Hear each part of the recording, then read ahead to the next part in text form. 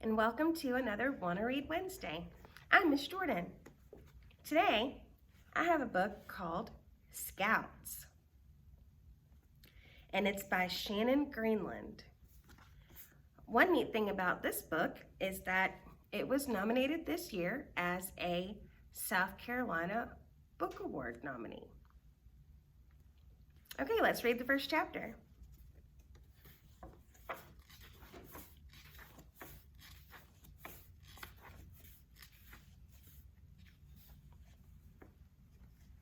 Chapter 1, 1985, The Here and Now. The walkie-talkie crackles on my bedroom desk. Annie, come in. Bean's here. I snatch up the gadget. This is Annie. Over. Don't forget your walkie. Over. I roll my eyes. So typical of Beans. Like I would ever forget my walkie. Yeah. Over. Unzipping my backpack, I start cramming in all the stuff I'll need for our camping trip. Ball cap and toothbrush. I hate dirty teeth. Chore money. Last time I counted, I had $23.13. Box of matches, flashlight, can of Pringles, and I finish it all up with my sleeping bag.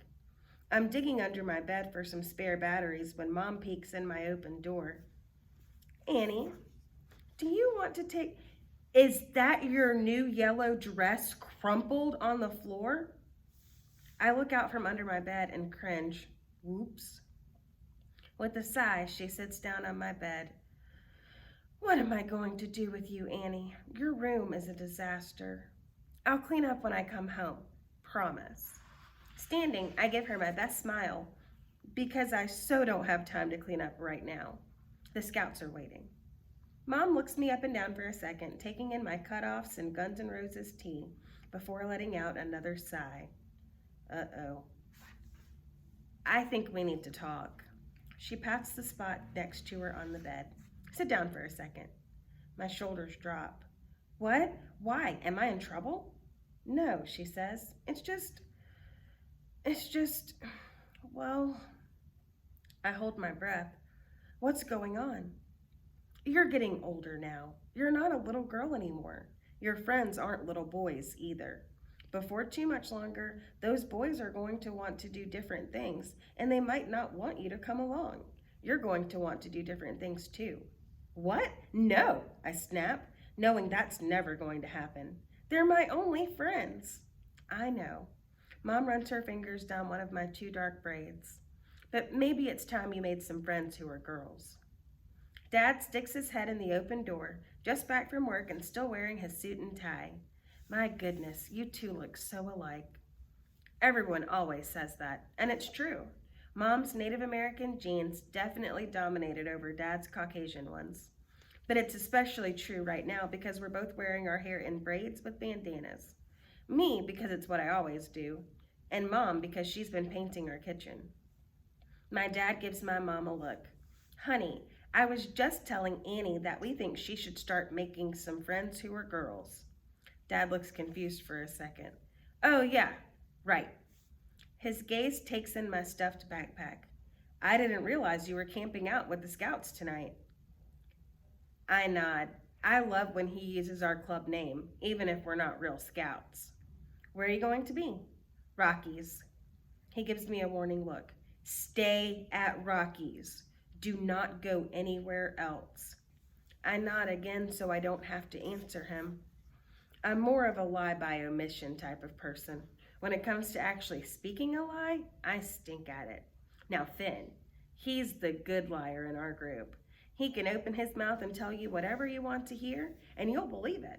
Yeah, that'd be a good skill to have. Dad looks at my overstuffed backpack again. I'm serious, Annie. Only Rockies. No wandering off. How is work today? I ask him. Dad points his finger at me. Do not go on Mr. Basinger's farm, and definitely do not climb up his silo again. I nod again. So much for changing the subject. Sure, old man Basinger hasn't exactly warmed up to us Scouts yet. He yells at us, rides his tractor waving a shotgun, even threw a peach at us once. but we know how to skirt around him. I look between my parents. Can I go now? Dad's lips tilt up into a little smile. Not before I give you something. He reaches into his pocket and pulls out a small object. Hold out your hand. I don't hide the giant smile that creeps onto my cheeks as I bounce off the bed and hurry over. Dad always gives the best presents. I hold out my hand and watch as he opens his. A purple pocket knife drops into my palm. My eyes widen. For real? I can't believe Mom agreed to this. I think you're old enough.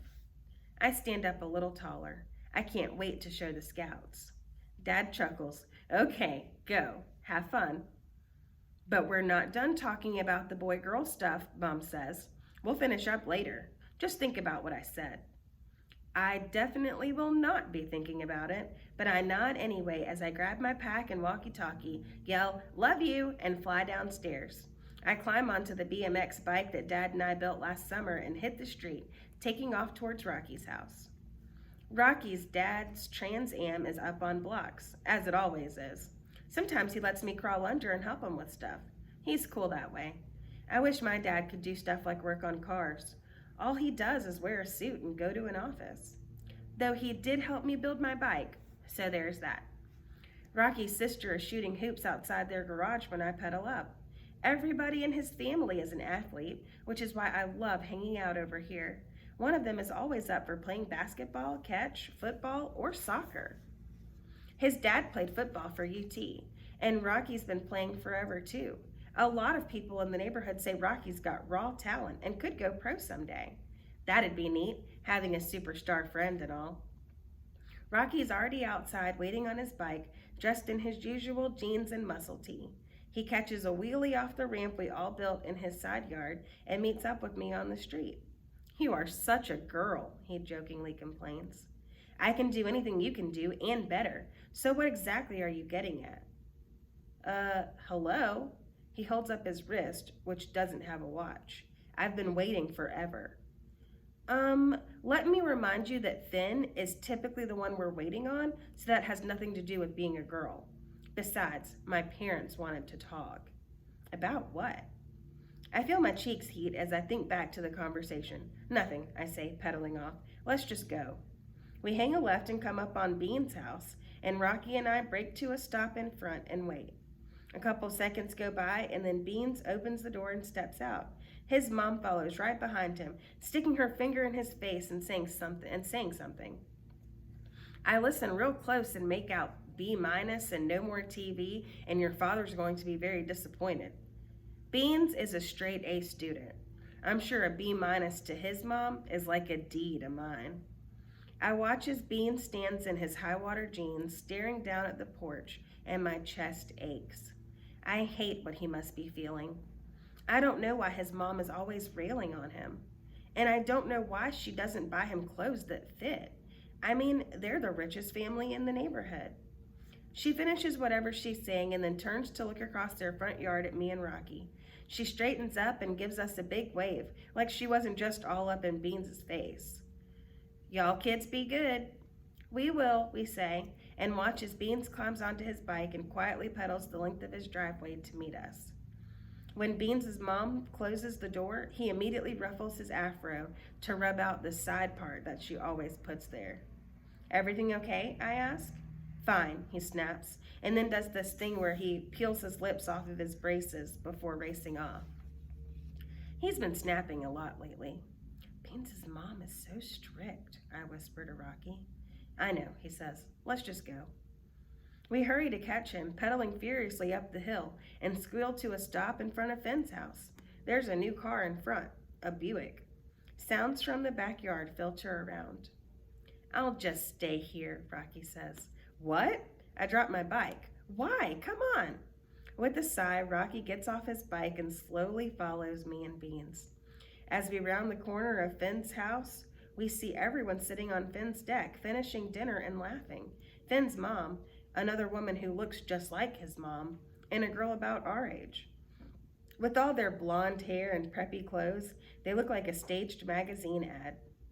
And here's me with my bandana, Beans in his high waters, and Rocky with his muscle tee, looking like a bunch of hoodlums, to use Mom's word, leaning up against the fence that surrounds their backyard. Hello, son. I turn to see Rocky's dad coming out the back door of Finn's house, and my head snaps over to Rocky. Rocky mumbles hello, but totally avoids eye contact with me. And before I can ask him what the deal is, Finn comes off the deck towards us, high-fiving Rocky's dad as he passes. When Finn's standing right in front of us, I look between my two friends. Anybody going to tell me what's going on? Finn furrows his brows. With what? Hello? I wave my hand in the direction of the back door. Rocky's dad? Finn looks at Rocky. I thought you told them. Rocky shrugs but still doesn't say anything. I glance over at Beans and he looks as clueless as me. His dad and my mom are dating, Finn tells us, with a smile that doesn't match Rocky's attitude. That's kind of neat, Beans says. If they get married, you two will be brothers. Finn nods. Cool, huh? I look over at Rocky. How long? Couple weeks, he mumbles. I want to be irritated he didn't tell me, but clearly there's something going on. Rocky's mom died several years ago, and he doesn't talk much about it. But I suspect this right here has got to stink. I think about my own parents, and yeah, it would totally bum me out if one of them died and the other started dating someone. But at least it's Finn's mom, who is usually really nice and not strict like Beans' mom. The laughter from the deck filters over again, and the girl who was sitting beside Finn gets up and comes bounding over, blonde curls bouncing. Wow, I hear Beans breathe, and I cut him a look right as Rocky must spot her too, because he straightens up from the fence. Wide-eyed, both Beans and Rocky stare as she comes toward us. Tank top, mini skirt, bow in her hair, and ankle socks. It reminds me of those Pert shampoo commercials where there's obviously a fan off camera blowing the girl's hair. This is exactly how Mom would have me dress if she could get her way. The perfect girl. Well, there are a lot of perfect girls at school who are also perfectly mean. I don't get it. What's so great about being pretty? Hi, the girl grins, all dimples and lip gloss and freckles. I'm Scarlett, Finn's cousin. Hi, Bean squeaks, and then clears his throat. Hey, Rocky pitches his voice low, and I roll my eyes. Finn pulls a tissue from his back pocket and blows his nose. Scarlett lives in Chicago. She's going into the 8th grade. She's here for the week while her mom goes off and gets married. Wait a minute. For the week? I hope that doesn't mean what I think it means. Are you going to come watch the meteor shower with us? Beans asks, and I shoot him the evil eye. This was supposed to be our secret adventure night, just the scouts. She nods. Finn says we're camping out too. Let me just get my purse. Her purse? She races inside, and I watch as her miniskirt bounces with each step. We're supposed to be climbing a silo. I hope she's changing. What are you doing? I grumble at Finn. Why did you invite her? He refolds his tissue into a neat square. My mom said I had to bring her along. But this is our first day of summer camping trip. We do it every year. Just us, I emphatically point out. What's wrong with him? Finn just shrugs. Sorry, Mom said. She's a girl, Rocky whispers. I frown. I'm a girl.